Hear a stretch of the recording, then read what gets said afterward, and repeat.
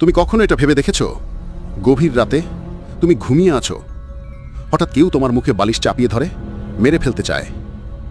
তুমি কিভাবে বাঁচবে? একটু ধৈর্য ধরে দেখো, ভবিষ্যতে কাজে আসতে পারে।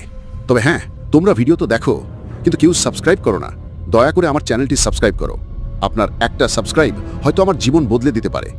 তো স্টেপ 1, নাক দিয়ে নয়, মুখ দিয়ে শ্বাস নিতে চেষ্টা করো। বালিশের ভাঁজে গ্যাপ খুঁজে নিও। স্টেপ 2, পা দিয়ে আঘাত করো, সোজা লাথি মারো তার নাক মুখে। স্টেপ 3, পা গুটিয়ে নিজের হাঁটু দিয়ে মুখের কাছে আঘাত করো। স্টেপ 4, একদিকে গড়িয়ে চিৎকার করে উঠো।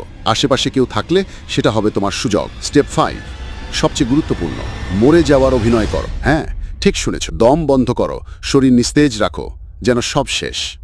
তখন সে যদি ভুল করে চলে যায়, ঠিক 1 মিনিট পর নিঃশ্বাস নিয়ে ওঠো, চুপি চুপি সাহায্য চাও বা ফোন করো, কিন্তু সাবধান, সে ফিরেও আসতে পারে।